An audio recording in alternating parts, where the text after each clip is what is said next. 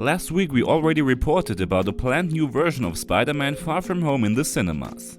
Now we finally know what the director's cut will look like. According to the US cinema chain AMC, the new version is about 7 minutes longer, which is more than expected. In total, this makes a running time of 2 hours and 16 minutes. Especially in terms of the conflict between Sony and Marvel, this new version is particularly relevant since it could be the last Spider-Man MCU movie for a long time. Financially, however, it could be worth it, because the extremely successful Spider-Man Far From Home already brought in more than $1 billion. Now the main question is whether it's worth going to the cinema again. In contrast to the new version of Avengers Endgame, you will be able to watch never seen before footage. However, if the 7 minutes are worth the money for a movie ticket, you have to decide for yourself, of course. Meanwhile, the Disney Fair D23 is taking place. There was a video published with millions of views by now, which shows a photo of Tom Holland in his Spider-Man suit with flowers and candles in front of the D23 logo. This is actually of course only a small picture, but the online community stylizes it as the symbol of their disappointment about the future of Spider-Man in the MCU. The second part of the most successful horror film of all time will soon be released in cinemas. Of course, we are talking about It Chapter 2, and as we know, there is supposed to be an extremely long supercut. We can certainly speak of a huge project. Because while the first part already had 135 minutes time length, the second part is supposed to be even 165 minutes long. And keep in mind, this without director's cut. In an interview with Jake Hamilton, director Andy Muschietti was asked if he was planning such a supercut. The answer is surprisingly precise, as he is actually thinking about a supercut. Since the two It movies are basically told one after another, they could add some scenes together in order to create a giant movie.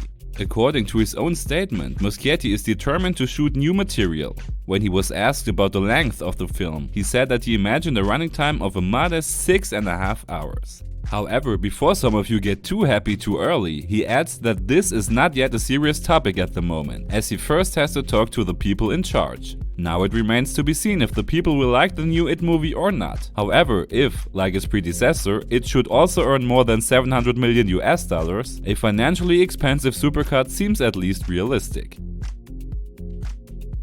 Michael Bay has always had a great preference for oversized explosions and action-packed movies. The best examples are the Transformers series or Bad Boys. It's going to be interesting to see how his current Netflix project 6 Underground will be liked. Much more interesting, however, is how things will continue afterwards. Allegedly, he is currently in negotiations with Sony about a new project called Black 5. Not much is known about it yet, except that it will of course be an action movie again. An insider claims that it's about a military elite unit which is provided with science fiction-like equipment. The content will be supported by Aaron Kruger, who has already worked as a scriptwriter for several Transformers movies. In addition, Irvin Stoff will be involved in the production, who already had a hand in projects such as I Am Legend and Edge of Tomorrow. Until then, 6 Underground, which is still in post-production, will be released on Netflix. Although the release date has not yet been set, the film will probably not be released until 2020. When cult director Martin Scorsese devotes himself to a film project, you can consider the movie to be at least 2 hours long. The best examples for this are Wolf of Wall Street and Casino, with a running time of about 3 hours each. His latest project, The Irishman, is even supposed to outdo this, as the Netflix production is supposed to be 210 minutes long, which is almost 3.5 hours. At least that's what the platform IndieWire claims, referring to the program of the New York Film Festival, where the film will celebrate its premiere on 27th of September. Should the film be released in its current version, this could not only be the longest film of Scorsese, but also the longest Netflix movie of all time. The content is about the story of the hitman Frank Sheeran, played by Robert De Niro. Among his 25 murders is the US trade union leader Jimmy Hoffa, impersonated by Al Pacino.